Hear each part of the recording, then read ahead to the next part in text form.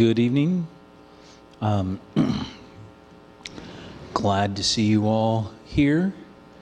Tonight is presentation number 5. All right, so after tonight, you're halfway through. Yeah, halfway through the presentations. And night 5 puts you, for many of you, more than halfway towards the Strong's Concordance. All right, so also wanted to remind everyone to not just put these away, but turn them off, or I don't even want to say silence, because I've heard already twice during the meetings people's version of silence. So just turn them off for the next hour and 15 minutes. You know, so you don't want to leave during the middle anyway, right? You know, so also we have seminar DVDs and books and out on the table you can purchase, and so want to remind you of that, and make sure that you get checked in each night and get the number circled or X'd off that you're being here. But we want to give Tim all of his time tonight, so let's bow our heads for a word of prayer. Heavenly Father, Lord, I'd like to thank you once again that we can come together. Lord, I just pray for wisdom. I pray for your Spirit to be here, to be poured out on Tim as he shares, to be poured out on us to help us to understand. And Lord, may we be drawn closer to you tonight. And each day may we grow closer to you, so that very soon we can meet you when you come in the clouds. Thank you, Lord. In Jesus' name I pray. Amen.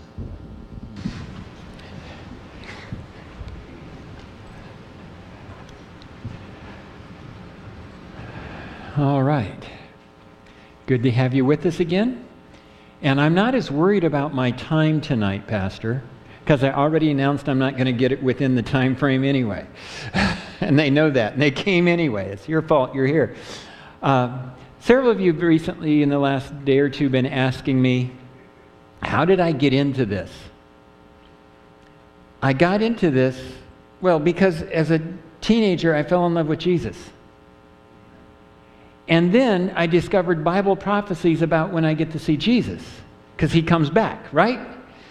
So why wouldn't I want to know all I could about seeing Jesus face to face? And so I got into Bible prophecy. But there was a prophecy I didn't understand very well, and I knew it. It was Daniel chapter 11, the one I spend all my time in now. And I've been taught things about it, but I wasn't sure I believed him, so I was just kind of, I don't really understand that. A guy sends me an email one day in 2002, and in that email he said he thinks, well, Revelation 13:3 says all the world follows the beast, and he believed that to be the papacy, and so did I. And he said, so that must mean Islam is just going to merge together with the papacy. When he said that, I thought, oh, come on. They're like polar opposites, north against south. And all of a sudden, something went off in my head. I believe it was the Holy Spirit that just simply said, Tim, get your Bible out and look at that prophecy you don't know well in Daniel 11 with that thought in mind. I opened my Bible, looked at Daniel 11, and for the first time in my life, I realized that it's the history from verses 23 and following to today. It was a prophecy of what's now history between Islam and Christianity. And I thought, like, where have I been all this time? And I started including it in some of the prophecy seminars I did for my own churches as I was pastoring. And one day I was in a neighboring church not far away from mine, up in the mountains of Idaho in a beautiful place called Garden Valley. Fabulously beautiful place. And I went up there and did one of my seminars that I did. And it was closing prayer partway through, and I was praying. Now, friends, in case you haven't heard it, the Holy Spirit can really, really talk to you loud and clear. And it's not just impressions. Sometimes it's very direct statements that he's making to you. And as I was praying, I heard this in my brain. Nobody else heard it, but I sure heard it loud and clear. What do you think you're doing? That's not what you want to hear when you're up front leading public prayer. And my response was, Lord, I think I'm working for you. Then why are you using your outline and not mine? And I knew what he was challenging me to do. Quit putting the seminars together in the order that I think and the topics that I think.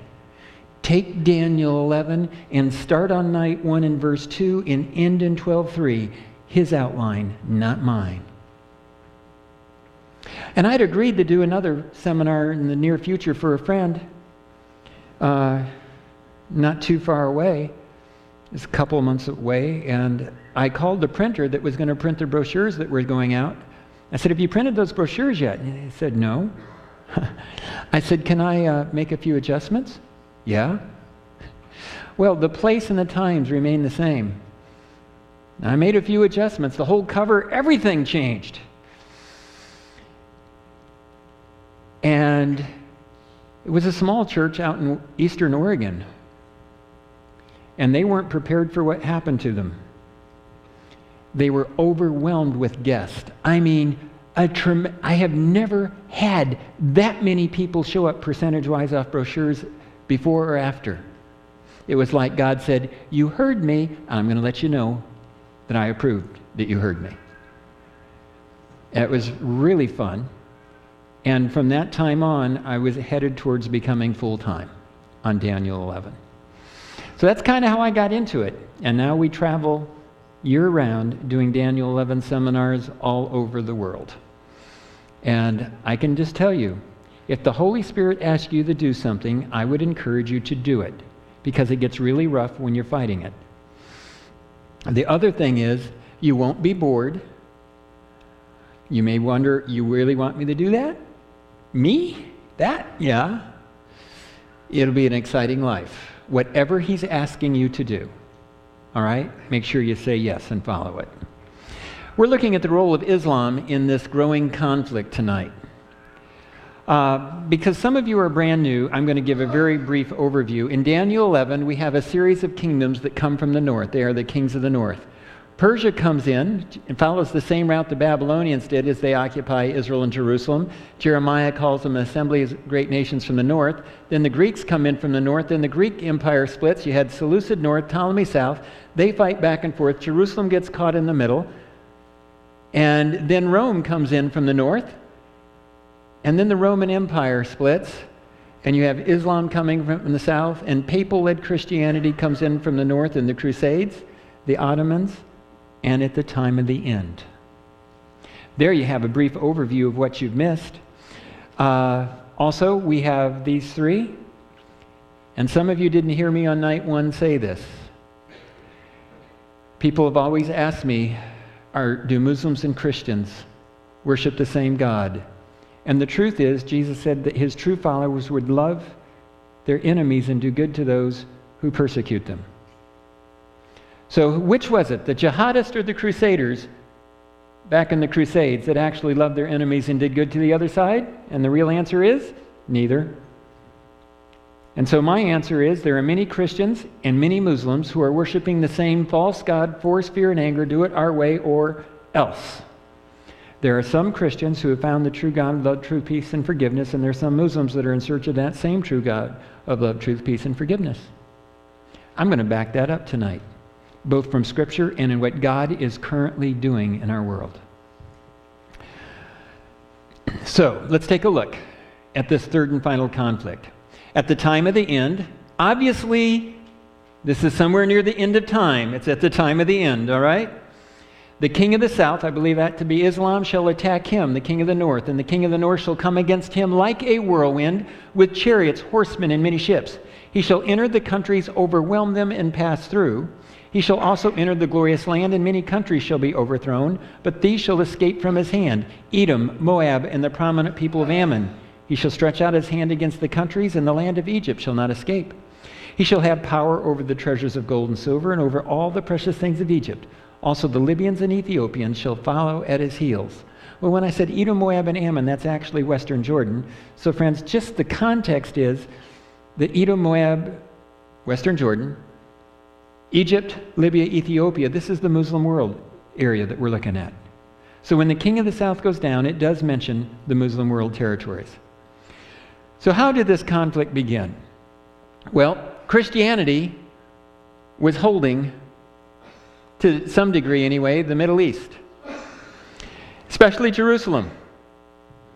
And in 612, Muhammad got his messages or whatever he had, and he began the work of being the prophet. So here's what happens. He dies, and by 634, 4 armies sweep up out of the Saudi Arabian Peninsula, the Arabian Peninsula. 1 goes to the west, 3 go to the east of Jerusalem. They bypass Jerusalem like the Allies did to islands in World War II. Island hopping? They left it behind to just starve out because they didn't want to waste their men and their time on it.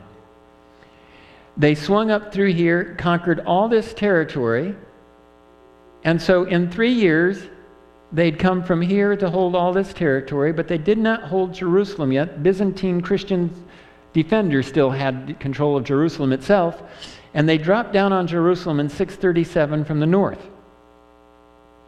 Uh-oh. They hit Israel from the south, they hit Jerusalem from the north. Are they the king of the north or the king of the south? Well, that's a good question, except the history gives us the answer. They had originally hit Israel from the south, but get this. They surround Jerusalem, and the defenders know there is no rescue coming for them. So their best bet is to try and negotiate a good surrender. And they said, okay, we will surrender, but we will only surrender to Omar, who is the caliph, the political and religious leader of Islam. Just like the Pope was a political and religious leader of the Holy Roman Empire, the caliph was the political and religious leader of any Muslim empire, the caliphate. So you have a king of the north, king of the south. But anyway, so they're surrounding Jerusalem, and they said only to Omar, but Omar is down here. And so they've got to send somebody all the way down here and get Omar and bring him back. And a general by the name of Khalid, a Muslim general, says, you know what? I look a lot like Omar. They probably won't know the difference. Let's pretend I'm Omar. So they put in a big procession, and he's dressed up like he's really important, and he's coming up, and somebody on the city wall happens to know who Khalid is. They're looking down. That's Khalid, it's not Omar. There goes that. They now have to wait for the king of the south, Omar, to come from the south with a small army. And when the king of the south gets to Jerusalem from the south, then Jerusalem falls. So the armies originally came from the south, and Omar, the king of the south, comes from the south when Jerusalem falls. So this is kind of interesting as I learn some of these details along the line. If you take a look after 14, 15 centuries of conflict, this is still the Muslim crescent. It's to the south of Jerusalem predominantly, and we have the Christian world up here, but you may notice I have Turkey striped. That's because it's kind of schizophrenic. It's politically aligned with NATO, militarily aligned with NATO, the Christian world, but it's religiously aligned with the Muslim world. It makes for some challenging things, and in recent time it's getting more challenging because Erdogan, the president of Turkey, is viewing himself as the new caliph to lead the Muslim world. So it's getting a little more dicey. Charles Malik was from Lebanon. He was president of the United General Assembly. He was Orthodox Christian by birth. He was an ambassador from Lebanon to the United States, and he said the following in a lecture at Harvard. He said, the only hope for the Western world lies in an alliance between the Roman Catholic Church, which is the most commonly influential, controlling, unifying element in Europe, and the Eastern Orthodox Church. Rome must unite with Eastern Orthodoxy because the Eastern Orthodox Church controls the Western Middle East. And if they don't solidify that control, Islam will march across Europe. Islam is political. The only hope of the Western world lies in a united Europe under the control of the Pope. So he's willing to throw his own Orthodox church, so to speak, under the bus and make the Pope the leader because he is afraid of what the Muslims are going to do to the world. That's basically what we said in Daniel 11, isn't it? Then he said this, and then all Protestant Christians around the globe must come into submission to the Pope so we will have a unified Christian world. Here's what he's saying. Who was it that stopped the spread of Islam at the time of the Arab Islam and the Crusades? It was the papacy with their armies. Who was it that stopped the spread of the Turks? It was the papacy and their armies. And so if you have a problem again, who do you turn to? The papacy is a coordinator of the armies of the Christian world.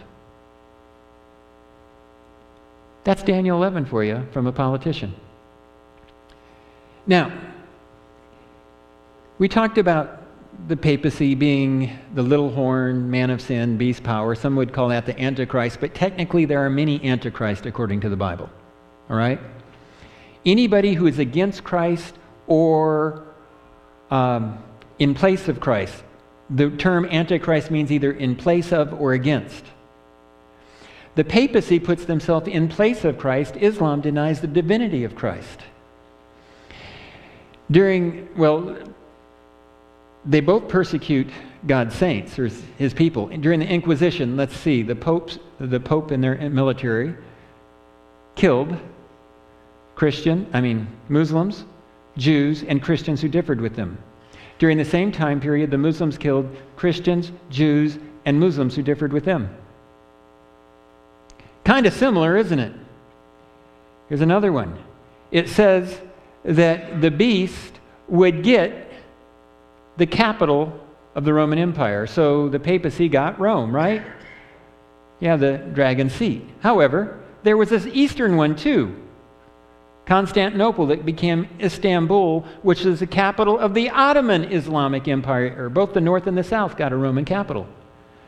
Here's another one. There are time prophecies for both of them in the Bible. In Revelation 13:5, you have the 1260 days, just like you have in Daniel 7, of a 1260-year time period of supremacy. But that same day for your method, you have in Revelation 9, known as the first woe or fifth trumpet. It is 5 months or 150 years, and that was Arab Islam. And then you have in Revelation 9:15, you have a 391-year and 15-day time period, which was in Turkish Islam, the sixth trumpet, second woe. There was a guy in 1839, 1840, who said, actually on August 11, 1840, and he published books in 39 and 40 before the event, that the Ottoman Empire would fall on August 11, 1840, and in events in Turkey, Lebanon, and Egypt on August 11, 1840, the Turks became protectorates of the European powers, and from that time on, they were known as the sick man of the East as they finished their decline. So we have time prophecies for all these. Now notice this, in Revelation 9, it says, "One woe is past, behold, still two more woes are coming after these things." So let's see, one woe and two woes, three woes. Daniel has three conflicts between Islam and Christianity, the north and the south, during the divided Roman Empire. John in Revelation has three woes. If the first two of them were Islamic, then it's logical that the third one would be as well. Except the third woe doesn't give much information in Revelation, but Daniel gives tremendous information on the third conflict in the book of Daniel. Let me just mention this. In the first woe, what had happened is, as the capital of the Muslim world, Mecca and Medina, right in here, they conquered this whole area. Then they moved their caliphate, the capital, from there over to Baghdad, and they began the decline. And that's when the Christian nations, under the Pope's call for the Crusades, struck back. Then verses 29 to 39, we have the Ottoman conflict with the Reformation. And it says, "At the appointed time he shall return and go towards the south, but it shall not be like the former or the latter. For ships from Cyprus shall come against him. Therefore he shall be grieved, and return in rage against the holy covenant, and do damage. So he shall return, and shall regard for those who forsake the covenant. All right, let's take a look at something. It said the king of the north is going to go south again, but he's not going to be like the first or the third. In the first one, he got Jerusalem for a while. In the third one, he gets Jerusalem. The second one, he never did. And here's why. The Pope calls for war against the Turks, and he gets it. It's called the Holy League, if you want to look it up. And this part of it happens in the Battle of the Venetian Wars and the Battle of Lepanto, 1571. He puts the fleet together, and their orders are to sail to Cyprus, retake Cyprus. The Muslims were in the process of conquering Cyprus, retake it, and then go on to Jerusalem. So those are the two things they're supposed to do. They have about 300 ships. The Muslims know what's coming, and so they get a fleet of over 250 ships, and they swing their fleet around. They get to Cyprus first. They were already partially conquering it. They dropped off 15,000 foot soldiers to finish the job and to reinforce Cyprus in case the Christian fleet got there. And then the Muslim fleet heads from Cyprus, heading west towards the Christian fleet. Now remember, it said in Daniel 11:29, he will head south, but ships from Cyprus are going to stop him. Where are these ships coming from? Cyprus. And the fleets meet right out here in the Battle of Lepanto. The Muslim fleet was decimated. The Christian fleet was so badly damaged that it turned around and went back home without ever making it to Cyprus. The Pope was jubilant that his fleet had won. He commissioned a painting, and this is the painting commissioned in 1571 by the Pope. You have the Muslim side over here and the Christian side over here, and the Muslims aren't doing so good. There were two panels beside it, one for when they took Cyprus and the other one for when they took Jerusalem. Except they never got the fleet going again. Within a year, the Muslims had rebuilt their fleet. They now controlled Cyprus, and they poked fun at the Christians and said, in destroying our fleet, you merely shaved our beard. We grew it back better than ever. In losing Cyprus, you lost an arm, and you can't grow an arm back. So what's going to happen? Well, it said that he would go out in anger against the covenant and those who were following God when he returned home.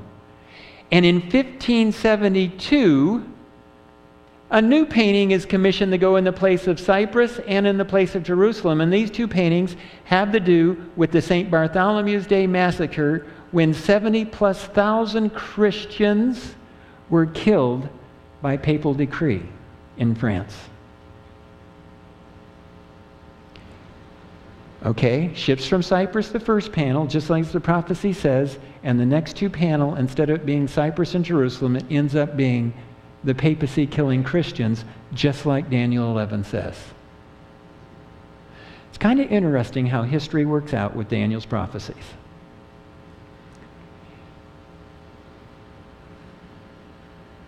But God has let this stuff go. And why? Up in here we had a monk by the name of Martin Luther. And when Martin Luther was looking at all this stuff, let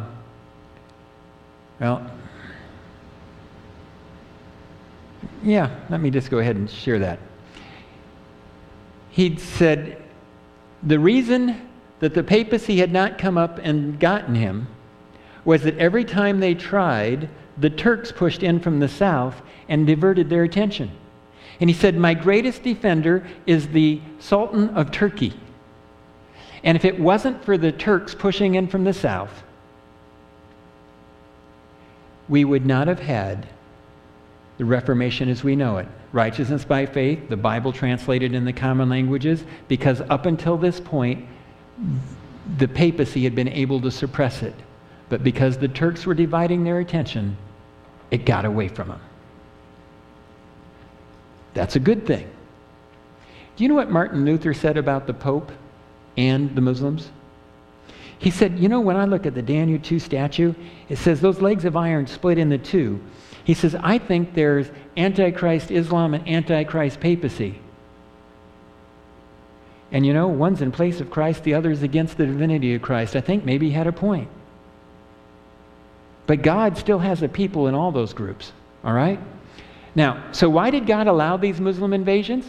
Well, number one, he said why he would do it. But the rest of mankind who were not killed by these plagues did not repent of the works of their hands, that they should not worship demons and idols of gold, silver, brass, stone, and wood, which can neither see nor hear nor walk. And they did not repent of their murders or their sorceries or their sexual immorality or their thefts.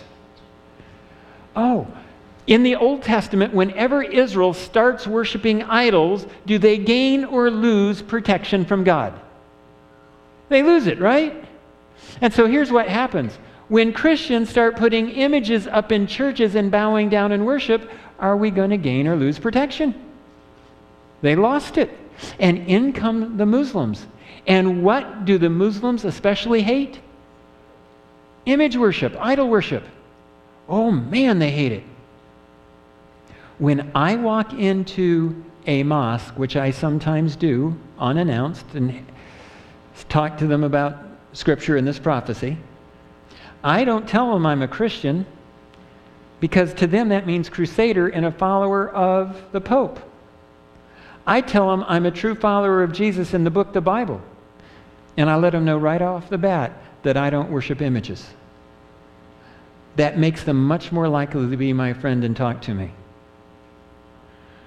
They don't like image worship, and they wonder why some Christians do. So that was the second woe.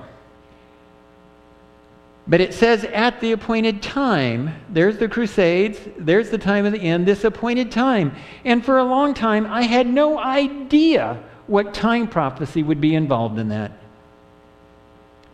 But I really got to studying at one time, and I found something exciting. Now, what I'm about to share in about 2 minutes is what my wife calls the graduate level class, which means it's going to go right in some of your ears and accelerate and going out the other. All right? I just want you to see it. Saturday morning at what they call Sabbath school here, 9:30, I'm going to present it in detail with time for question and answer. All right? But here is the dangerous, fast version, because that's all I have time for. In Daniel 12, there's a prophecy about the 1235 and the 1290 and 1335. And it's from the abomination of desolation. But there are two of them in the book of Daniel. The first one is in Daniel 9:27, and Jesus quotes it as about being the abomination of desolation. And that's the fall of Jerusalem that he specifies that. That happens in 70 A.D. 1290 years from there brings you the John Wycliffe. 1335 brings you the John Huss. The second abomination of desolation is in Daniel 11:30 and 31. And from that one, it's when the papacy gets the force of arms, and Clovis, the French king, starts giving the force of arms over to the papacy in 508, until in 538, he's installed officially as the leader of all Christianity by the Roman Empire. Now, so from 508, 1290 brings you to 1798. 1335 brings you down to 1843-44, which is supposed to bring you to the time of the end, because the second set says it takes you to the time of the end.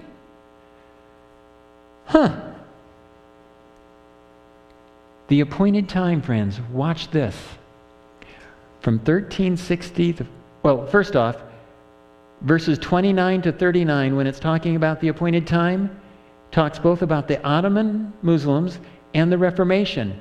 And from 1360 to 1405, we have the introduction to the Reformation. Wycliffe is known as the theoretician. Huss is the first practicing reformer. It's with Huss that we have the break of day here.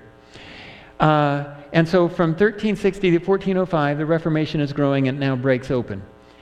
From 1360 to 1405 and really just past it, we have the introduction to the Ottoman Empire. By 1453, the Turks have controlled Constantinople.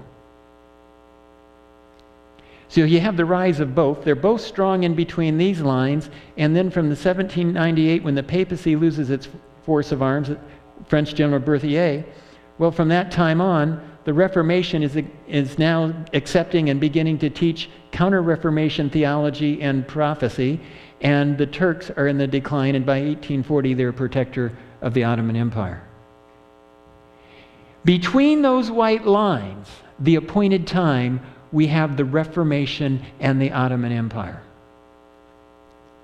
It's just kind of neat. I'll give you the details Saturday morning if you want it. Now, the king of the north is going to get a deadly wound, but he comes back with great power. I was in Houston, Texas, in a hotel room one day, and I had some time on my hands.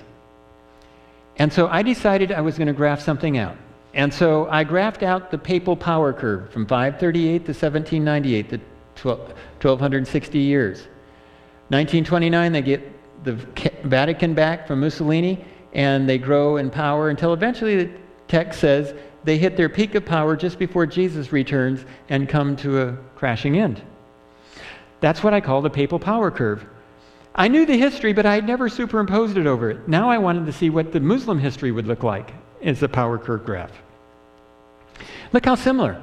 We have Arab Islam in the Crusades, then the Ottomans come in, and then they come down, and they're down until around 1948 when the state of Israel is introduced, comes into being, and the Muslims decide to combine forces to wipe Israel off the face of the map the first day of their existence.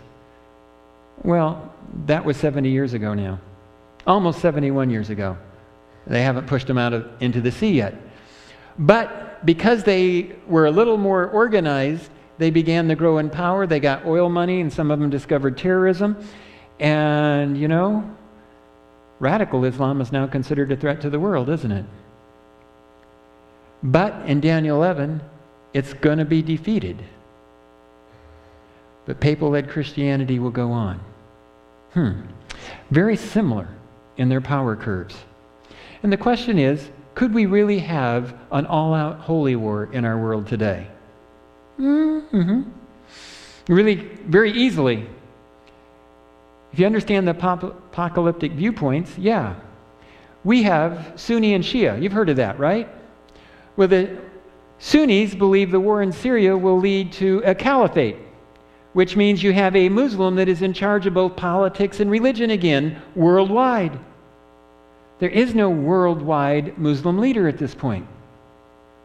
Well, one was claiming it, and he kind of lost his territory this last week.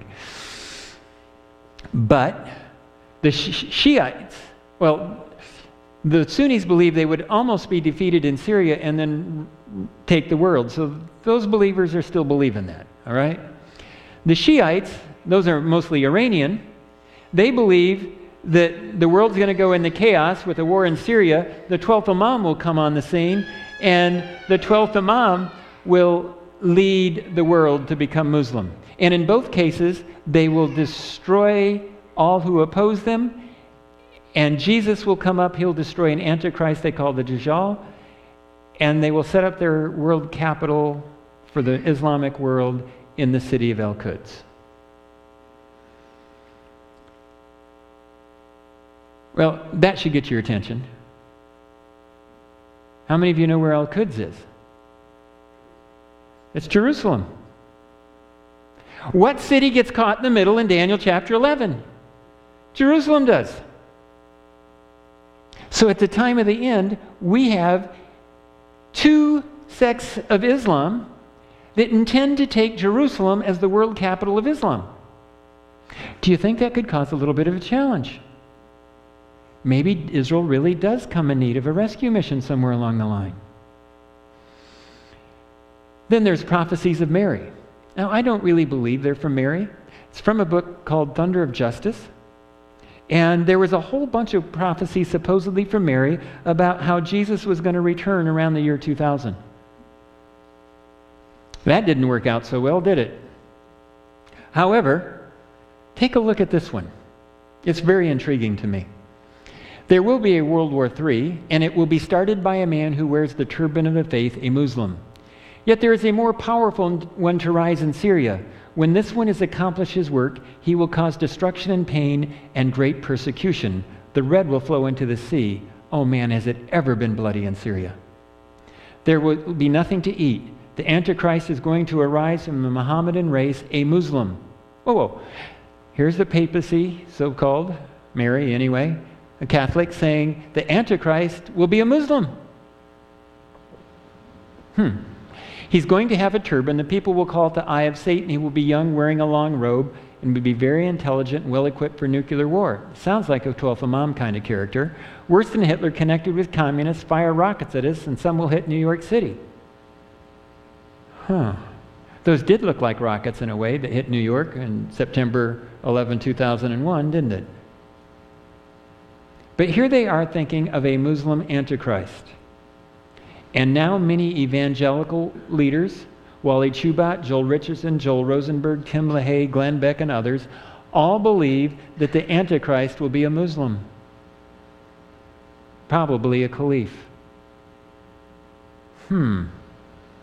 That's holy war kind of mentality, folks. Because what do you have to have? Both sides thinking the other's of the devil to have a holy war. And so here you have Mary saying, the Antichrist is going to come from there. They're already looking at Christians as the infidels of the devil.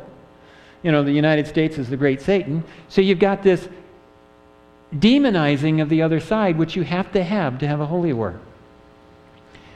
Now, in Daniel 11:40-43, we have Islam attacking the papacy, and the papacy and the U.S. and their allies counterattacking and entering Palestine or Israel, and Islam gets divided three ways. Take a look at it. See if you can pick out the three divisions. I'll try and help you.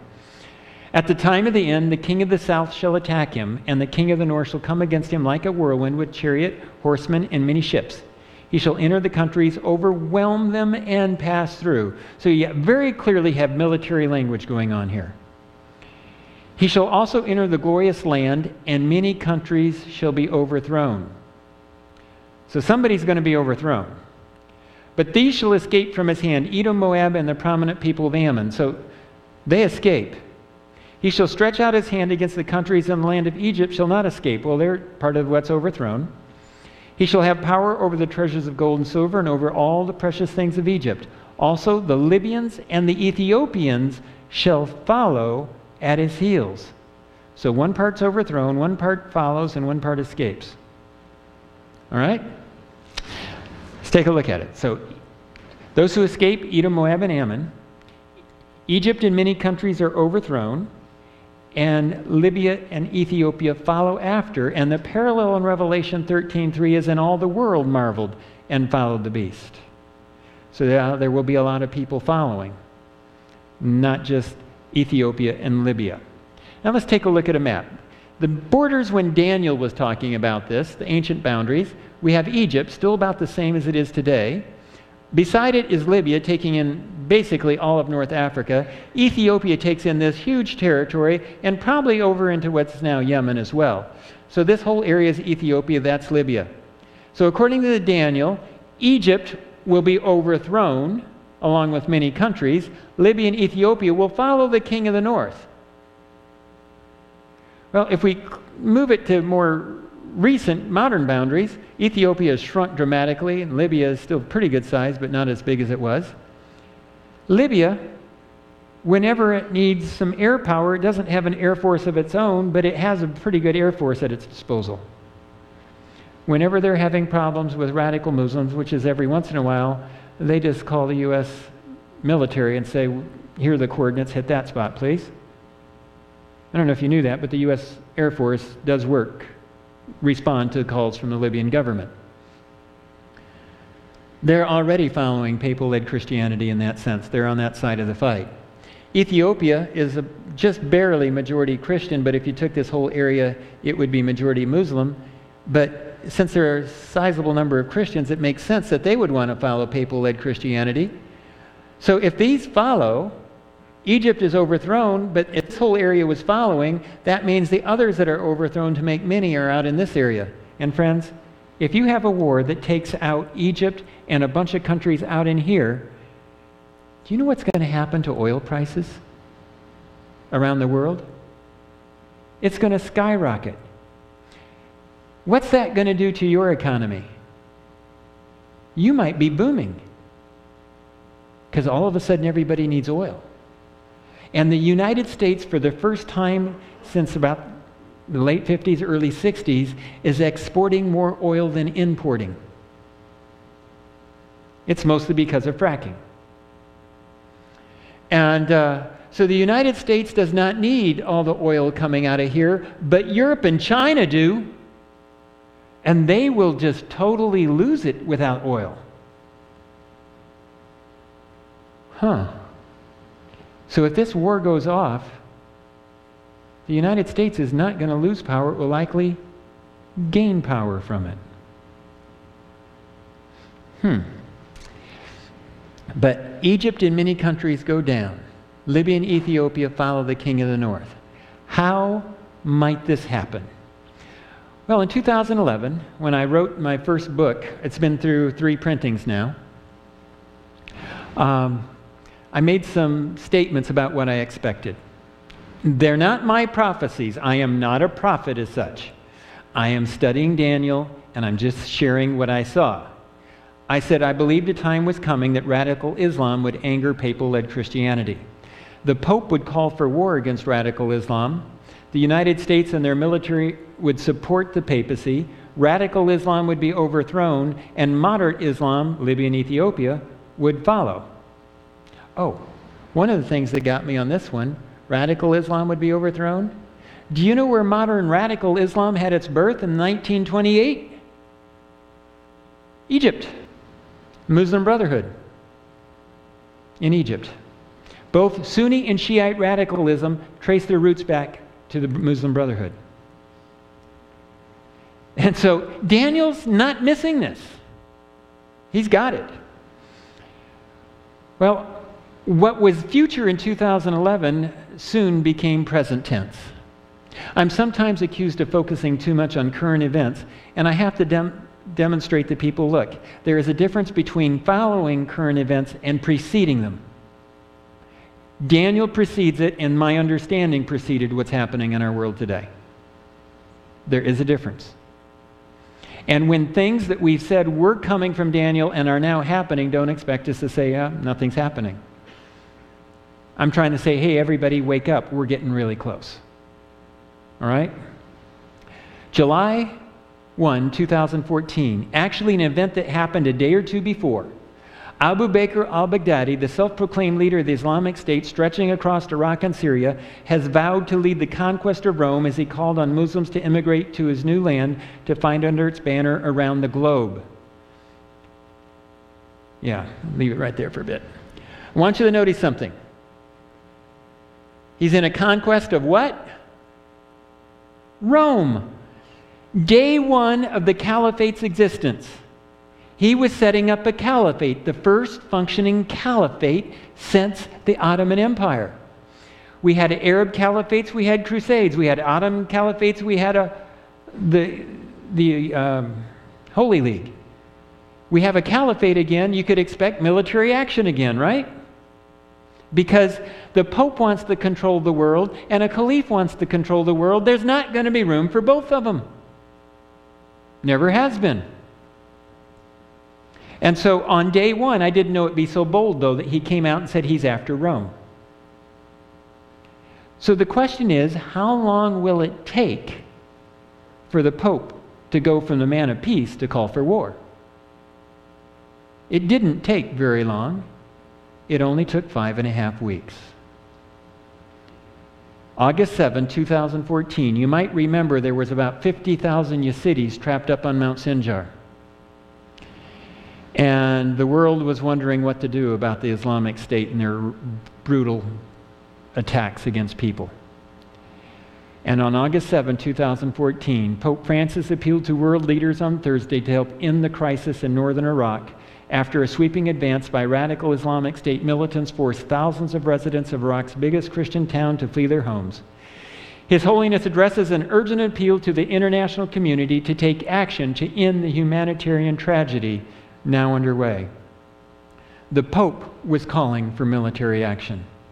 Oh, some of the media would say, oh, the Pope just said action. It's going to be just humanitarian action that he wants. No, he sent out ambassadors in the next few days to make it exceedingly clear he wanted military action. But the Pope has now called for action. He called for action, got the Crusades. He called for action, he got the Holy League. He calls for action. If I'm right, the United States will be stepping forward to attack. The very next day, Obama says America is coming to help.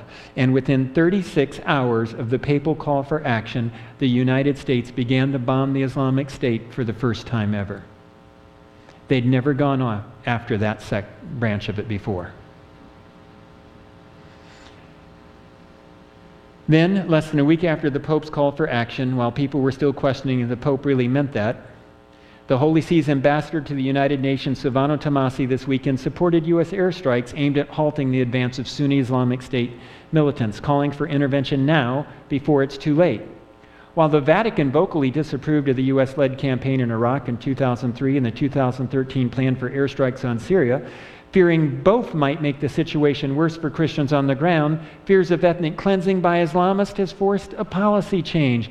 I want you to note that last one. In Daniel 11, the king of the south pushes against the king of the north and forces him to call for war. That's exactly what the Islamic State just did. It matches the sequencing of Daniel 11. Then we had things like the beheading of James Foley, when the Islamic State started filming horrible acts like the beheading of people and burning people in cages and drowning people and all kinds of different things, trying to get the world angry with them. Do you know why they wanted the world angry with them? Get this. The belief of the radical Sunnis in the Islamic State was they needed 70-some countries to attack them in a coalition.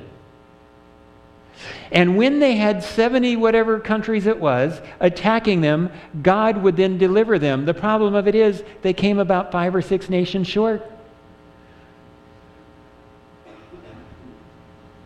They got a lot of people mad at them, but they didn't get quite enough. That's the way they'd view it based on their prophecies.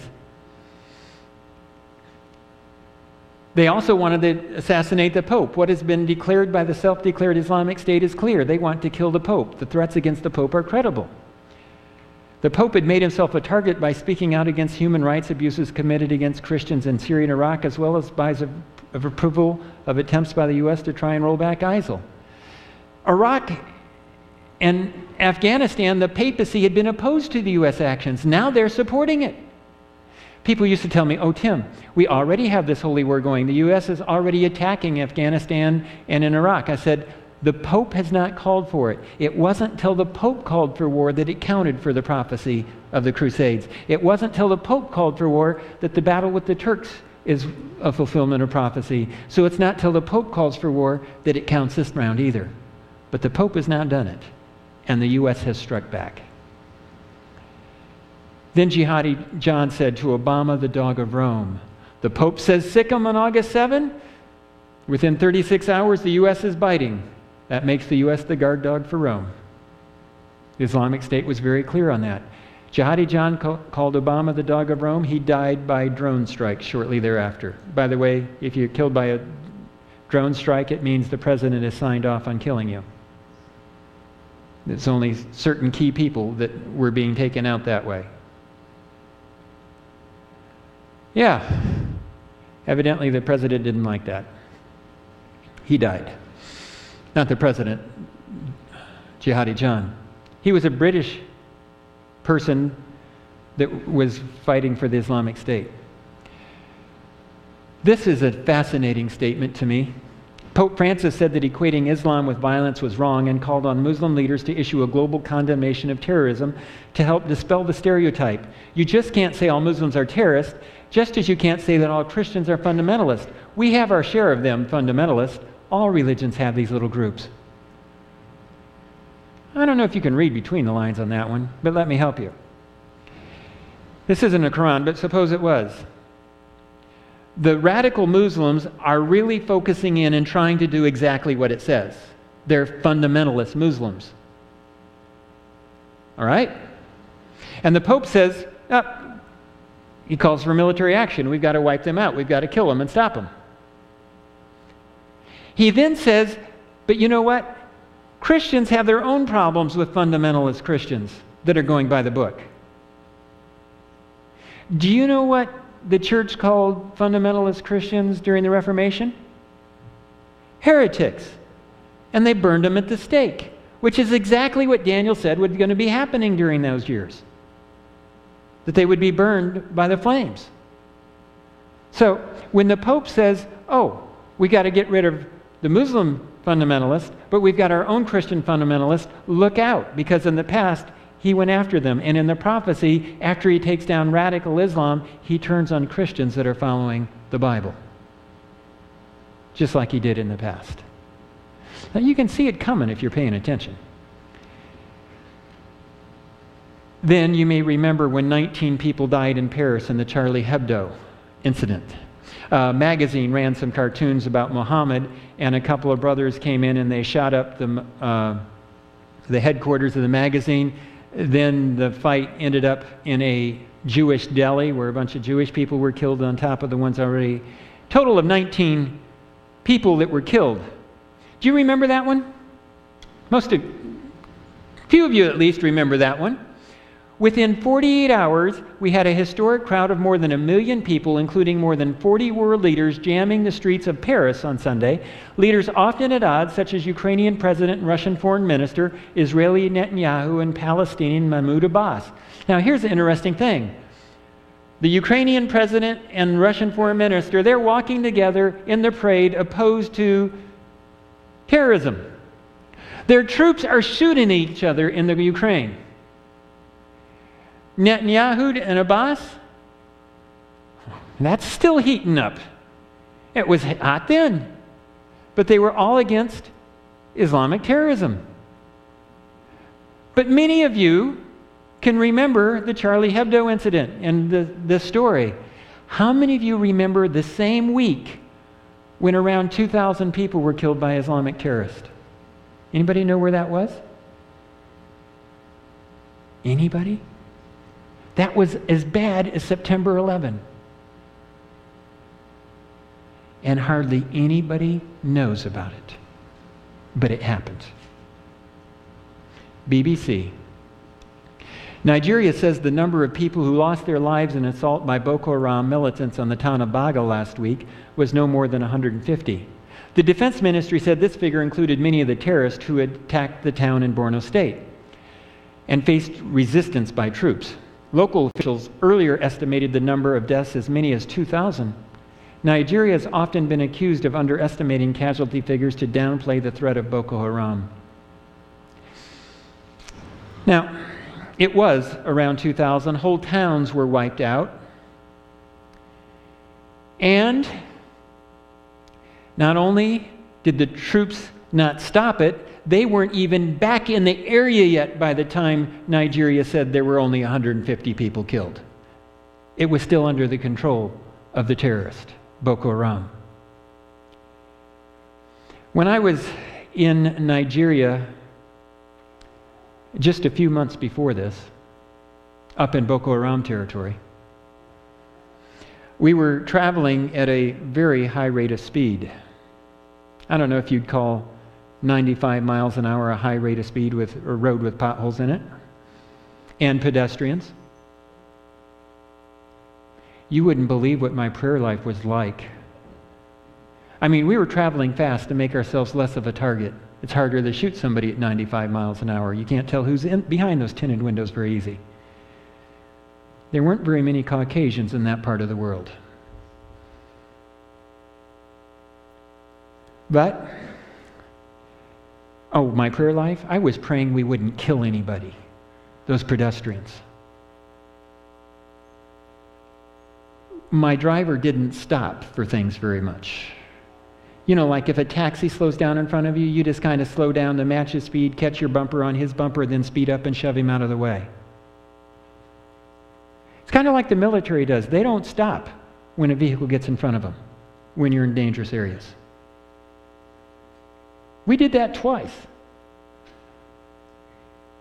And the policeman yelled at the taxi drivers in the one where it was in a circle where there was a policeman nearby. I don't know why, but they yelled at the taxi drivers getting in our way. But we went by a big picture of a great big black man with a big smile, and it said, "Good luck, Jonathan," across the picture. And I saw that thing fly by me. I said, "So why are they wishing good luck to Jonathan?" And the two guys in the front seat started laughing. I said, "So what's so funny?" And they said, "Good luck, Jonathan is the name of our president. Good luck's his first name, Jonathan's his last name." Now, I just didn't know that. Sometimes it's a good idea to check the politics before you go somewhere. It keeps you from putting foot in mouth. But good luck, Jonathan ran out of good luck with this story. The people of Nigeria promptly voted him out of office. They were so tired of Boko Haram. Well, in the last month, Boko Haram has killed somewhere around 150 people in Nigeria. That's what I said the other night. The world's heard about 50 in New Zealand, but nobody seems to care about black African Christians. It's really sad. But I'll tell you, those are really bold Christians. Year after year of this, and they're not hiding that they're Christian. I was preaching in a church with about 2,000 Christians in it. Men with machine guns standing in the door to try and stop attacks. If there were people outside with machine guns trying to stop an attack in this seminar and it was packed, it'd get your attention, wouldn't it? People are really determined. But you don't have no idea about these people.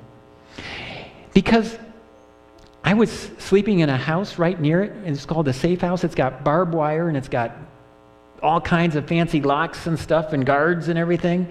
I mean, it's got 7 deadbolt doors to get to my bathroom, the last safe spot in the bathroom.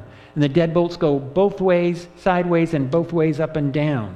You got to waste a grenade to get by each door. Not too many of you have houses like that here, do you? It's a little different there. But you know what these people do?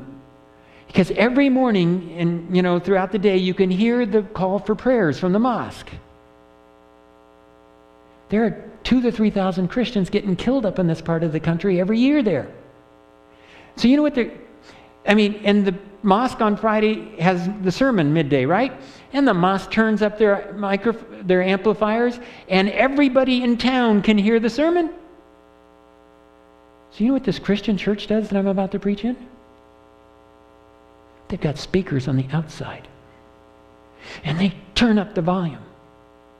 If the Muslims are going to make them hear their sermon, the Muslims are going to hear the Christian sermon. And I'm supposed to be preaching Daniel 11.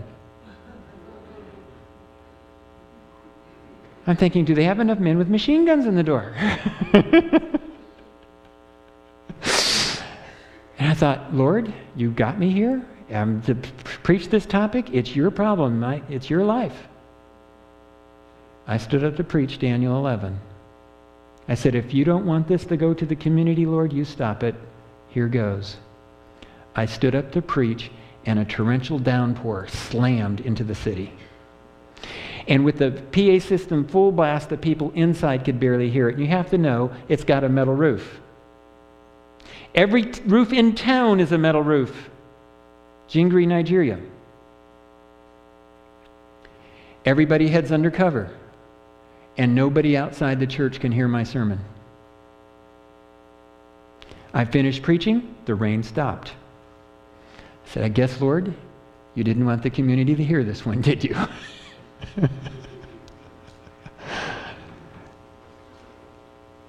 It's not about how brave I am. Those people do that week after week after week in spite of the threats. It's about how brave they are. There's some awesome Christians, but the world doesn't seem to care that they're getting killed in huge numbers year after year after year. I probably took too long on that, but it just bothers me that nobody cares about them. Then, in an unusually blunt something I didn't tell you. These stories are in date order. I'm letting you watch the whirlwind unfold. I have not rearranged the dates. In an unusually blunt endorsement of military action, the Vatican's top diplomat at the United Nations in Geneva has called for a coordinated international force to stop the so-called Islamic State in Syria and Iraq. He said the joint statement originated with Russia, which traditionally sees itself as a protector of Orthodox Christians in the Middle East. Oh, Revelation says all the world follows. Well, he calls for war in the United States, their allies follow. Now we have, a few months later, Russia and the papacy go to the UN, call for an expanded military coalition. Now Russia and their allies are going to join in, and the world acts shocked about 6 months later when Russia comes into and attacks Syria. There was no need to be shocked by it. Prophecy said it was coming, and so did the Vatican. It's amazing. If you actually know Daniel 11, you're not surprised very much stuff in the news, especially dealing with Islam and Christianity. I mean, it's just following right along. Then the New York Post wrote this: these are unprecedented developments, veering so far from the norm and happening so fast that consequences are piling up faster than they can be comprehended. Alliances built over decades are shattered in a relative flash. Turkey is currently moving away from the U.S. and NATO, inviting aggression and endless conflict. The toxic brew of Islamic fanaticism and nuclear proliferation could ignite a world conflagration. And that is our world. And in the middle of all this fear of Islam, the same guy comes to the top as came to the top of the Crusades and the Ottomans. Huffington Post. The Pope had just gone to the United Nations. He'd been to the Capitol and spoke to a joint session of Congress. And all the media was focusing on the Pope, not on Putin, not on the President Obama, but on the Pope. But shrewdly, methodically, and with a showman's flair, the soft-spoken 78-year-old Argentinian Jesuit priest named Pope Francis showed Thursday that he is running to become president of the planet, and they were sure ready to endorse him. And then an immigration crisis strikes Europe, and I can't blame Muslim refugees for wanting to get out of Syria and North Africa. If your town was getting bombed back and forth and battles raging, would you want to get your kids out of town? That's what they wanted. And so the immigration was beginning into Europe. At first, the politicians welcomed them with roses and flowers. And then they tried to say, slow down, but this kept coming, and stop, and it kept coming. I don't think this wave can stop, said Sonia Licht of the International Center for Democratic Transition. The global North must be prepared that the global South is on the move, the entire global South. This is not just a problem for Europe, but for the whole world. And about this time, there was an American presidential campaign warming up. Starting to warm up another one, aren't we? Such fun. And one of those candidates started talking about building a wall on the southern or northern border. Southern, wasn't it? She just said the whole world will be pushing against the north. Daniel says the south pushes against the north. But it's predominantly Muslim, but it's happening all over the world, and so Trump started talking about building a wall in the south, and believe it or not, the Pope tweets out, real Christians don't build walls. Very few people notice the irony of that. The Pope lives in a walled city country with the strictest immigration policy on earth. I agree with the Pope that real Christians should love everybody. But he's being a little hypocritical living behind those walls. That doesn't mean countries can't defend themselves, but Christians should love anybody no matter what their background. Because Jesus does.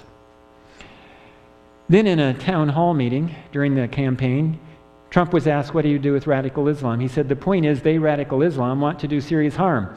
We have to take them out. We have to take them out very, very swiftly and viciously if necessary. We have got to destroy the brand of jihad. Very, very swiftly and viciously does sound like a whirlwind to me. And I think that's exactly the way he intended it. And I thought, wow, this guy could actually fulfill Daniel 11. And then he won. And during his inauguration address, I don't know if you noticed, I was watching very carefully because I was expecting him to say something about Islam, and he did.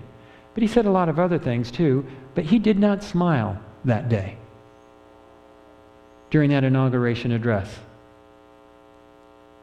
I don't know if you would either, if you were saying the things he did and knowing the kind of attacks he was going to come under. We will reinforce old alliances and form new ones and unite the civilized world against radical Islamic terrorism, which we will eradicate completely from the face of the earth. In Daniel, radical Islam gets overthrown. And that's exactly what he said. He also said he was going to drain the swamp in Washington, D.C. And on that very day, it drew the battle lines that you've been watching ever since.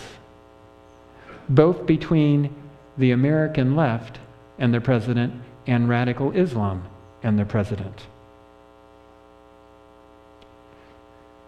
There is a right-wing fringe group, the Church Militant, a fringe group claiming to be Catholic but denounced by the church, broadcasts pro-life, anti-gay, anti-feminist, Islam-fearing content on its website. Its leader, Michael Voris, has compared Trump with Constantine, the Roman emperor whom he says was not a moral man, but a power-hungry egomaniac, but who saw it desirable to end the persecution of Christians. He was a human vessel who elevated Catholicism to the state religion. If Trump is the man that fulfills Daniel 11, not only does he take out radical Islam, but he also builds a church-state union just like Constantine did. And there are many parallels going on to that effect. Then, well, Trump said he was going to take out radical Islam, and especially the Islamic State, very, very quickly.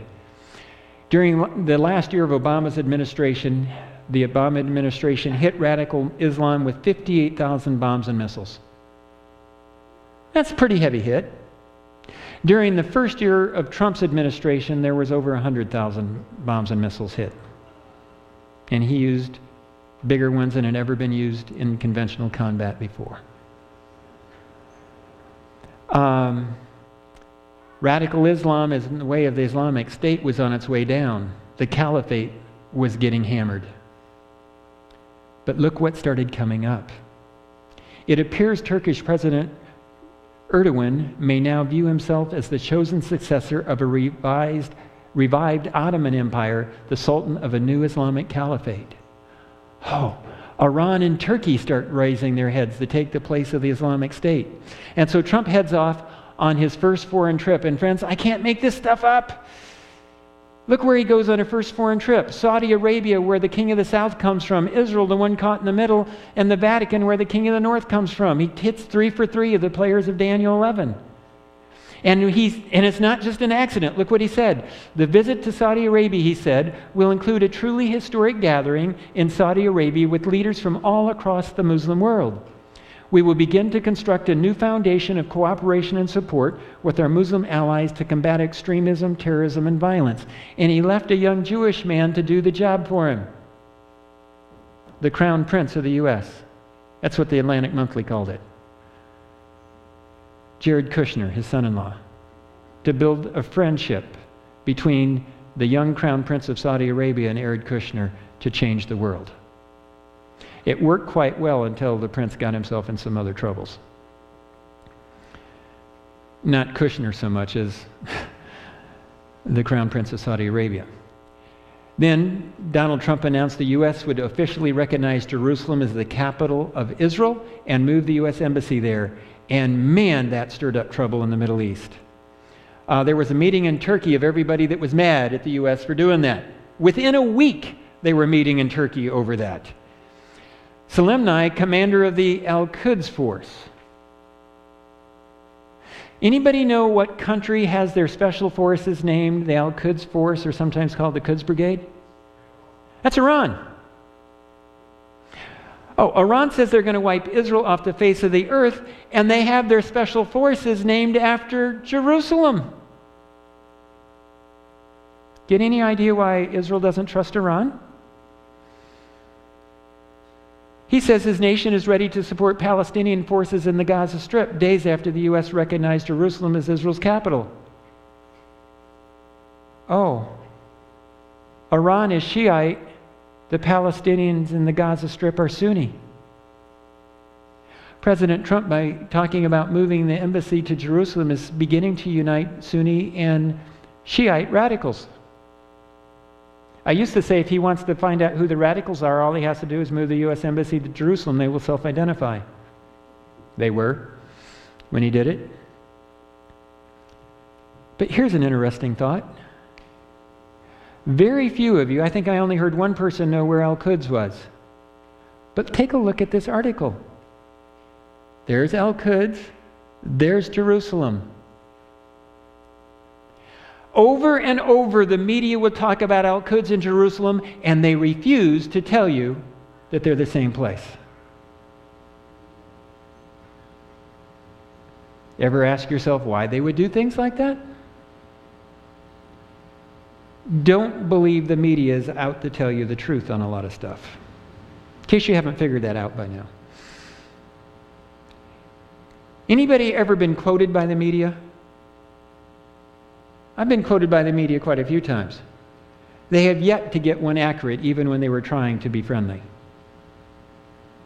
It's really scary to realize that when you're involved in a story, how inaccurate they are, even when they're trying to be nice to you.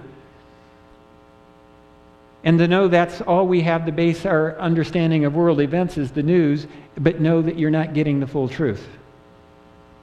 You just always have to know that. It's challenging. But anyway, they don't tell you it's one and the same. Just like they don't tell you about all the deaths happening in Africa at the hands of radical Muslims. Because if you knew all this stuff, you'd be more likely to go to war against radical Islam. Solemnly spoke a day after the head of Lebanon's Hezbollah movement, which is Shiite, Hassan Nasrallah, called on all resistance groups in the region to come up with a unified strategy to take back Jerusalem, or Al-Quds. Iran's Quds force operates beyond the country's borders and has fought Islamic State in Iraq and backed President Bashar Assad in Syria. Iran also supports proxies such as Hezbollah and Hamas that have warred with Israel. Oh, this gets really interesting to me. Saudi Arabia's powerful crown prince, Mohammed bin Salman, has described Turkey as part of a triangle of evil. Along with Iran and hardline Islamist groups, the Saudi prince also accused Turkey of trying to reinstate the Islamic Caliphate, abolished nearly a century ago when the Ottoman Empire collapsed. So who's the triangle of evil? Iran, Turkey, Islamists. Islamists are those who are trying to establish the caliphate. Al-Qaeda, Boko Haram, Islamic State, Al-Shabaab, some of those groups. A three-cornered triangle of evil. All of them want to set up a caliphate, and they want the capital to be in Al-Quds, Jerusalem. They're the triangle of evil, said by a Muslim leader. He goes on in the Atlantic and says this: in this triangle, they are trying to promote the idea that our duty as Muslims is to reestablish the caliphate, that the glory of Islam is in building an empire by force. We have no duty anymore to fight to spread Islam. But in the triangle of evil, they want to manipulate Muslims, to tell them that their duty as Muslims requires the establishment of a Muslim empire. I believe the Palestinians, catch this, and the Israelis have the right to have their own land. There is a major Muslim leader saying the Israelis have a right to exist. But we have to have a peace agreement to assure the stability for everyone and to have normal relations. Jared Kushner and he were working on that agreement. It's a dangerous thing in the Middle East, if you're a Muslim leader, to say Israel has a right to exist. Within a few days, there was gunfire in the Saudi palace, and the crown prince disappeared. Was not seen for some time. He's back now. There was an assassination attempt. He survived it, but he decided he didn't want to be seen for a while until things cooled off. Somehow he's allergic to gunfire.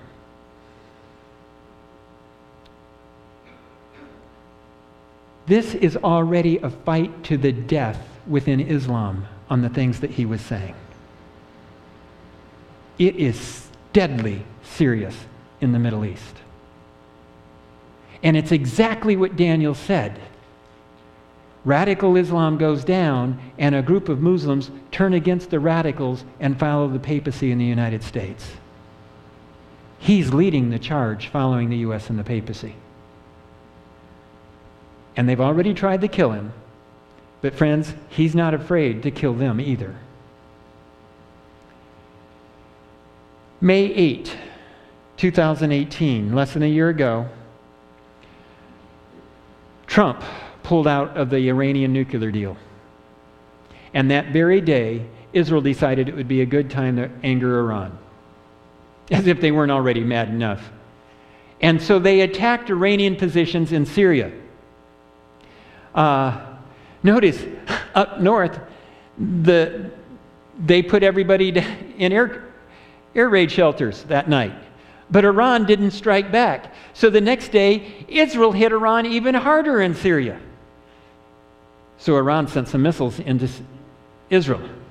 And Israel hit even harder.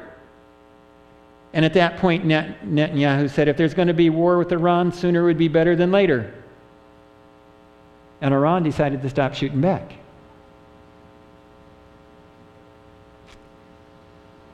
That was just when Trump pulled out of the agreement. May 14, a week later, the U.S. Embassy opens in Jerusalem. Exactly 70 years to the day from the founding of the nation of Israel. On the anniversary, 70 years to the day, boom, we open a U.S. Embassy in Jerusalem, calling Jerusalem the capital of Israel. Oh man, the Muslims were mad.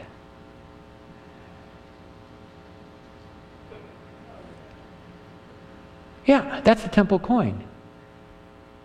There's a coin, there's a group, I should say, that has everything ready, all the furniture, everything ready to reinstate temple services on the Temple Mount, basically within minutes or hours or whatever. As soon as they're given the go-ahead, they can pop up a temporary temple and they're in operation. They have the priest ready, they have everything trained, they are ready to roll.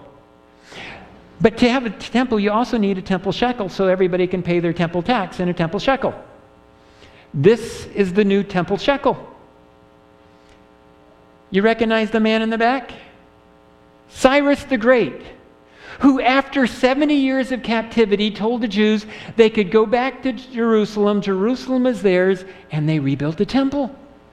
After 70 years of statehood, Trump says Jerusalem is yours, and they believe that means they will rebuild the temple. They believe Trump is the new Cyrus the Great. Interestingly, many evangelical Christian leaders called Trump a Cyrus the Great character, who's not very religious and not very godly, but God is using him to do his work. Well, I do believe God uses all things for good, so yes, of course he's going to use it for good. He even used Pharaoh's hardness of heart for good to set the Israelites free. But I don't know about Cyrus, but anyway, that's what we have here. And then Trump warned Iran. Well, Iran was saying they were going to wipe Israel off the face of the map and the United States off too. Israel's the little Satan, the United States is the great Satan.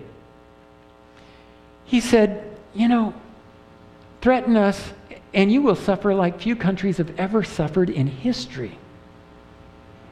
Ever heard a picture's worth 1,000 words? Iran sent a picture back. There it is. This guy is Soleimani, the commander of the Al-Quds force, the Quds Brigade. He claims he has over 1,000 cells in the United States just waiting for a command to attack. So he's got a radio in his hand. He's just called in an attack. The White House has been hit. The U.S. flag is falling. And if you look over here, there's a little bit of English. we will crush the USA under our feet. I know it's words and pictures, but words and pictures tend to precede actions many times. It tells you that we're still in a difficult time.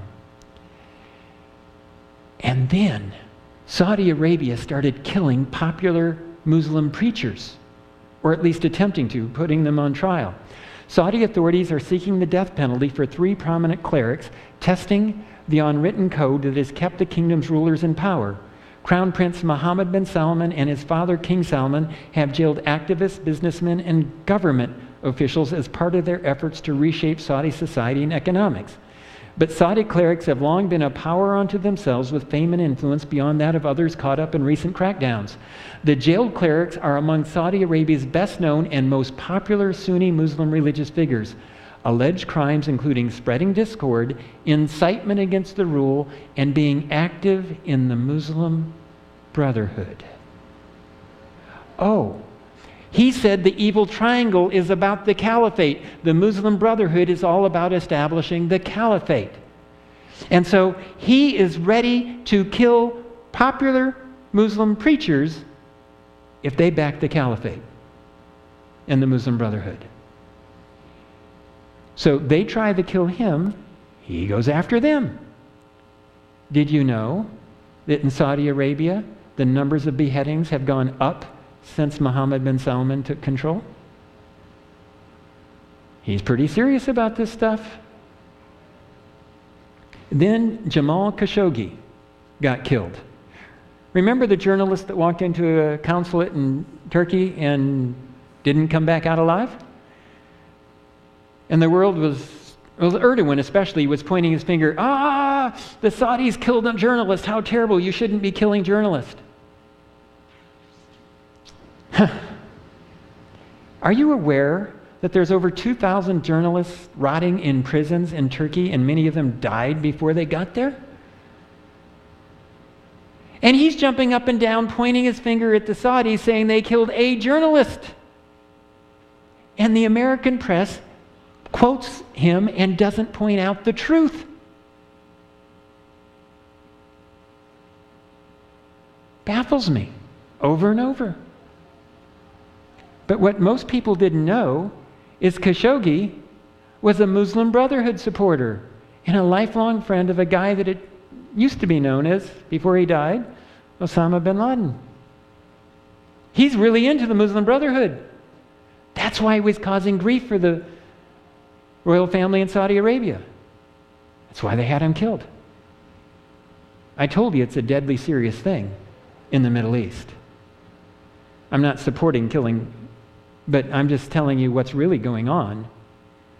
And oh yes, you can dig far enough and you will find a few reporters that dug up the facts and shared them, but they're far and few between. Some people are watching the Middle East and they're afraid of something. 2 nightmares are hovering over the Middle East, and they risk turning into devastating realities. One involves Saudi Arabia and the other Egypt. Both face possible collapse due to a mix of foreign meddling, internal contradictions, and most of all, their government's blind policies.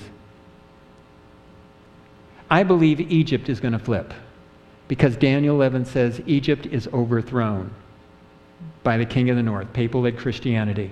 Right now, Egypt is an ally of the United States, but the people on the street don't really like the situation. What's wrong? The last free election the Muslim Brotherhood won. Then there was a coup. There has not been a free election since. Oh, how do I know that? Well, anybody that runs against El-Sisi runs from jail. Announce your candidacy against him, you will be locked up shortly. This is not exactly fair elections. I don't know about Saudi Arabia. I kind of think they're going to stay with the U.S. But Egypt is specifically mentioned as being overthrown. Do you remember this one of this year?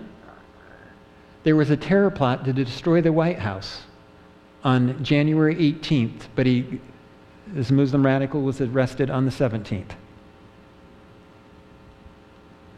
Boy, if that would have happened, if they would have gotten any closer or set off any kind of charges in attacking the White House, boy, Trump would have really had ammunition to go after radical Islam one day. Can you tell me that won't happen within the next 24 hours? This is all stuff that's already been attempted. Then, Israel carried out a series of airstrikes early Monday morning against targets in Syria. The Israeli military said in response to an Iranian missile fired at the Golan Heights, capping off a volatile 24 hours between the two regional enemies, with the possibility of more fighting ahead. The head of Iran's Air Force, Brigadier General Aziz Nasrallah, said Iran was growing impatient to fight Israel and promised to destroy the Zionist regime. The young people in the Air Force are fully ready and impatient to confront the Zionist regime and eliminate it from the earth. In case you didn't know, we still live in a threat of war between Iran and Israel. And then the Pope went to visit the Middle East.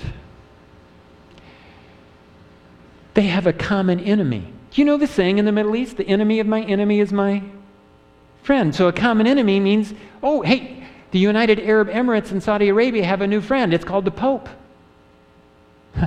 And part of Islam follows papal-led Christianity. The meaning of the Pope's historic visit to the United Arab Emirates was the subtitle in the Atlantic. What has changed, in brief, is the dual rise of the Muslim Brotherhood and the Islamic State. Both of those are caliphate people. They want caliphate to be established. The following analysis applies equally to the Emirates and to Saudi Arabia. Facing direct challenges, the Gulf states calculated that they could no longer appease Islamists and should instead crush them.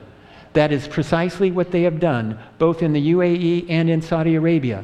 The institutional authorities of Islam and the political authorities with which they are aligned have just bought themselves an institutional ally, if not a theological one. Whether the alliance keeps the theological barbarians at bay is another question. Moderate Islam and the papacy coming together to fight radical Islam. That's exactly what we were talking about in 2011 when we put the book out, that was coming. People thought that was crazy. Not so crazy anymore. It's happening right in front of us. But here's the other thing. Very few people are studying Daniel 11, and most of you had no idea all this was in prophecy before this week, because it's been ignored.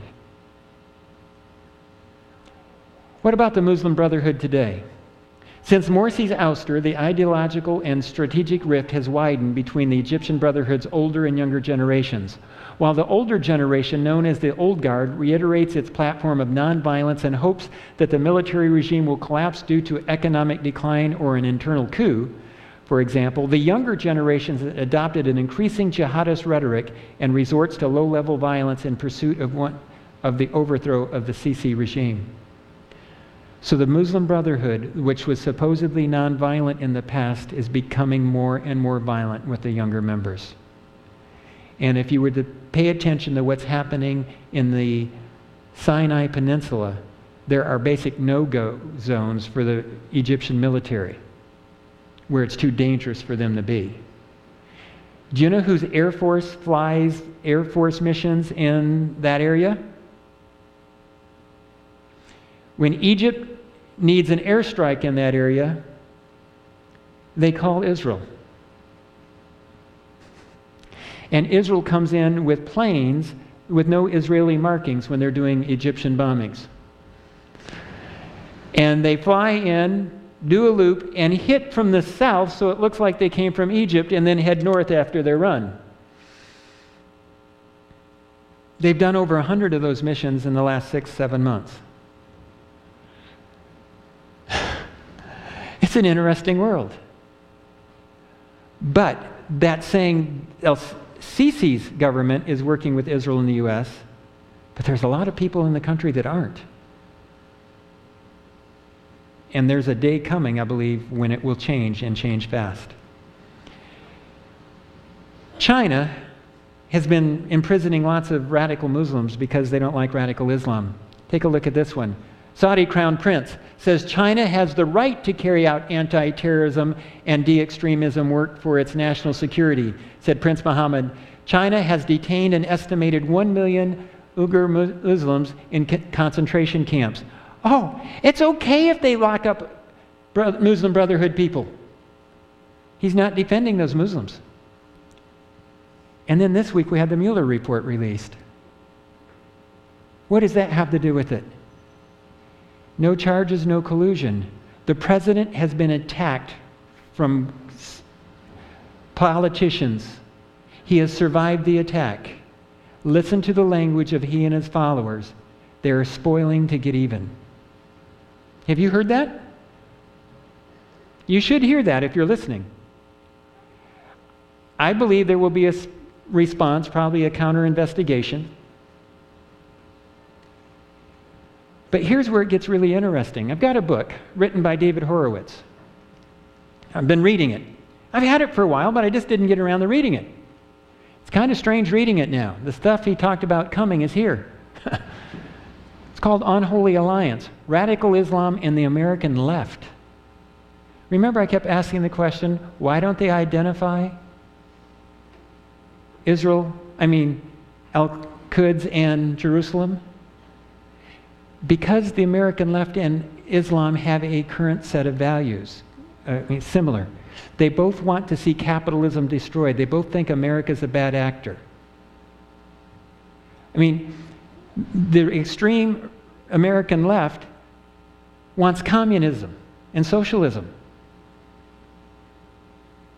And they want to see America destroyed, but so does Islam, radical Islam.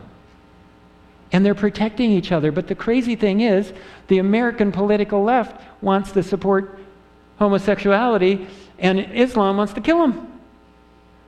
But because they have the same common enemy, the United States, and capitalism and Christianity, though the American left is no friend of Christianity, neither is Islam. Because they have the same common enemy, they've been working together.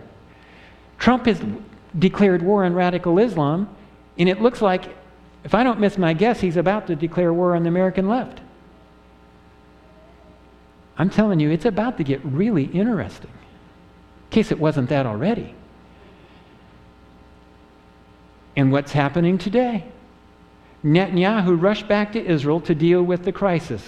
They're shooting back and forth out of Gaza. He said that over the past 24 hours, Israel has pounded militant sites in Gaza on a scale not seen since the 2014 war with Hamas.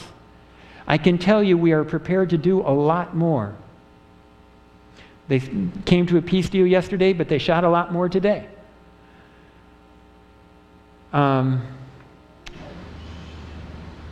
If Netanyahu loses the election, it looks like in Israel it might be people that are more war hawks than Netanyahu that take over. Because there's some people in Israel getting really tired of getting shot at. We live in a very interesting world. So could this war break out at any time and really go full-scale holy war? Oh, there are so many ways it could happen. I think it's already been happening because the Pope called for war. It's just increasing in risk. Because instead of it just being the Islamic State, now it's Turkey and Iran that we've got to deal with. But then the good news, I saved it for last, the part that our escape are delivered by Jesus Christ. Daniel 11:41, these shall escape from his hand, Edom, Moab, and Ammon. A couple verses later it says, and at that time your people shall be delivered, everyone who is found written in the book. The Hebrew word here and the Hebrew word here are the same root word. In other words, they're connected linguistically. And it's only a couple verses apart. So these people escape, appear to be delivered, and the people delivered are the ones delivered by Jesus when he returns.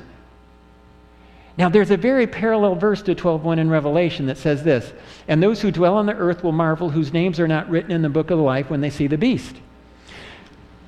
Radical Islam, they're destroyed by the papal system. Moderate Islam follows, all the world follows, except those in the Lamb's Book of Life. Edom, Moab, and Ammon, Western Jordan, don't follow. If they don't follow, that means they have to be in the Lamb's book of life. There's no other option for it. Thessalonians says this, and they shall not escape, but you, brethren, are not in darkness, so that this day should overtake you as a thief. The world doesn't escape, only those trusting in Jesus. Hebrews 2:3, how shall we escape if we neglect so great a salvation, which at first began to be spoken by the Lord and was confirmed to us by those who heard him? You escape by trusting Jesus. So here's Edom, Moab, and Ammon, right up here. Here's Israel, here's Western Jordan, side by side. That's the friendliest border Israel has. That's on the geopolitical, on the religious. All God's people that trust in Jesus are real Israel. And you get a group of Muslims that come in side by side and join forces with them, trusting in Jesus Christ as their Lord and Savior. Now, Amos 9 says this, on that day will raise up the tabernacle of David, which has fallen down, and repair its damages, and rebuild it as in the days of old, that they may possess the remnant of Edom and all the Gentiles who are called by my name. I'm going to go back to that map. See that line? That's the Davidic kingdom. Edom, Moab, and Ammon were a part of it. And so when Jesus restores the kingdom, look, it includes Edom. Of course they're going to be a part of God's kingdom. Joel 2:28, and it shall come to pass afterward that I will pour out my spirit on all flesh. Your sons and your daughters shall prophesy, your old men shall dream dreams, your young men shall see visions before the coming of the great and awesome day of the Lord. All right. I want to talk about that Joel 2 one for a moment. It says that God's going to pour out his spirit and people are going to be seeing dreams and visions. All across the Muslim world, by the thousands, Muslims are seeing dreams and visions of a guy in white called Isa, Jesus. And he's telling them to follow the book, the Bible. It's happening by the thousands. I've talked to many of those Muslims that have had dreams and visions, personally talked with them. There was a Christian pastor that gets a telephone call, and he's talking to a Muslim that says, I'd like to be baptized. Could you come talk to me about it? You're in a Muslim country where the penalty for being baptized for a Muslim is to be put to death, and you will put to death whoever baptized him as well. It's a good news call. He's got a Muslim that wants to be baptized. It's a bad news call. He's got a Muslim that wants to be baptized. He said, okay, I'm going to come see you. He goes there. He knocks. An imam opens the door. It's a Muslim pastor. Uh-oh. He said, please come in. I have a group of men waiting for you in the back. Pastor's going, I'm in trouble. But I haven't done anything yet. I just came to talk to a guy. So he says, okay. He comes in. He's taken to the back of the house, and there's a whole group of imams back there.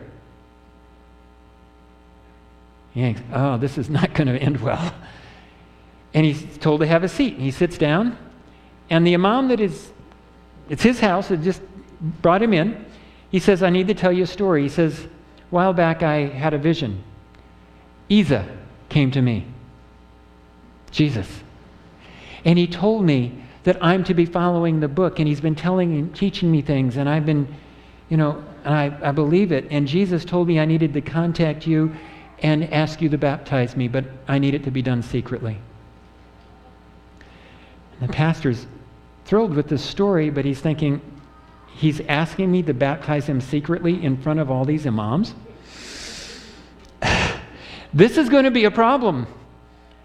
And, the imam sees this very strange look on the pastor's face. He says, well, actually, you see, I've been sharing all this with all my friends, and we would like you to baptize all of us secretly.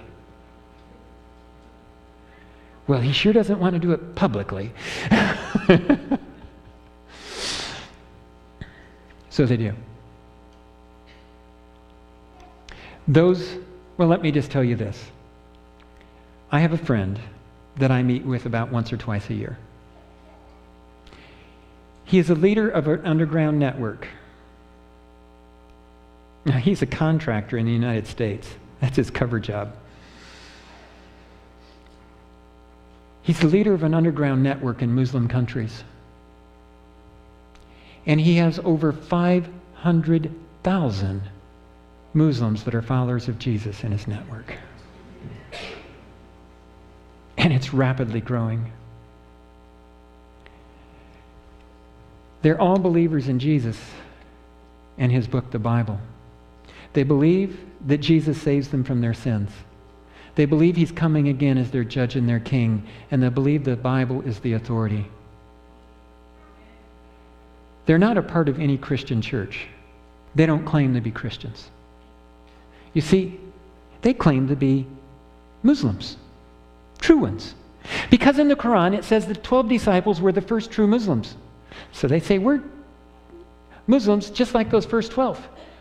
Muslim means surrendered to God. They say we're more surrendered to God than we've ever been in our lives. But we're followers of Isa and the book. And because they aren't claiming to be Christian, which means crusader in their world, a follower of the Pope, they don't want to follow the Pope. They want to follow Jesus and the Bible. And they're getting away with it. And there are imams teaching about Jesus as Lord and Savior in mosque. But they're still saying they're surrendered to God, Muslim. I'm just telling you, we are hitting the most exciting time for sharing the gospel this world has ever seen. And God is preparing a group within Islam. And radical Islam is about to go down. Moderate Islam is pretending to be following papal-led Christianity, which means for a little bit, there won't be anybody to stop real followers of Jesus from sharing the Jesus in the Bible. We are about to hit the greatest evangelistic opportunity of all time. Don't tell me this is bad news. This is really good news. Will it be risky? Oh, yes, it's risky. I mean, I've always had trouble every time I got a really good chance to share the gospel with lots of people. Satan always strikes back. But man, is it ever fun. And it's good to know he's upset. I don't like it when he's happy. I want Jesus to be happy, people accepting Jesus. And friends, we're right on the edge of it. I'm excited. I hope you are getting that way too. So what's a real Christian supposed to do? You're supposed to love Muslims and love Christians and take your stand in the middle, trusting Jesus and the Bible. And a whole lot of people won't like you in a holy war because they want you either on their side or you're on the other side. And those Muslims that are following Jesus in the Bible, they're not going to be liked on the Muslim side. And those Christians that are following Jesus in the Bible and loving their enemies aren't going to be loved on the Christian side of the holy war. But that's where I want to challenge you to be. I'm not saying Christians or governments don't have an opportunity or biblical right to defend themselves. I am saying this, though. As far as Christianity is concerned, when the Christians started killing for Jesus, they lost their outreach power. It wasn't until they were willing to die for Jesus again that they gained power. And if you want power for Jesus, you've got to be willing to die for him.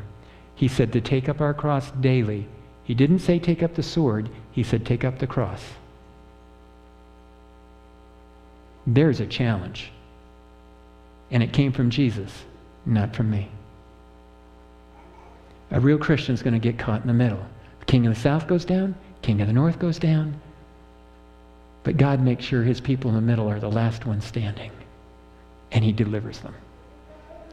Tomorrow, well, we're going to be looking at what happens next. And tidings from the east and the mark of the beast. And in Daniel, it's tidings from the east. Revelation is the mark of the beast. They're parallels. And we'll look at that together. It's what comes next. Thursday, after the second session, I'm going to have a half hour for question and answer. So from 8:30 to 9 o'clock Thursday night, we have question and answer. If you want a written question, write it out on the back of the envelope, and you will get your question up there, guaranteed, well, unless I have a huge stack of them. But get it turned in. You'll have your chance to be question answered. If I run out of questions, I'll take hands for verbal questions. But half hour on Thursday night. Seminar number 5. If you would, take your response envelope, put a number 5 up there. And we've got a couple of statements again. Let's see how you feel about things by the time you're done tonight. I look forward to reading over these.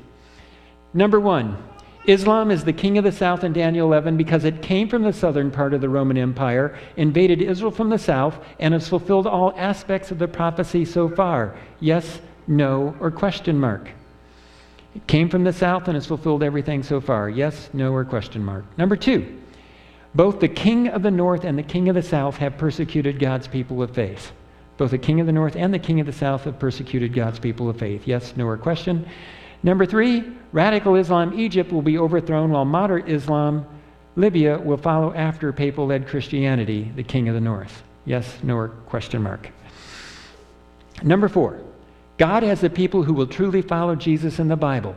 God is calling his people out from both Christianity and Islam. God has a people who will truly follow Jesus in the Bible. And he's calling people out from both Islam and Christianity to do exactly that. And number 5, I will follow Jesus and what the Bible teaches.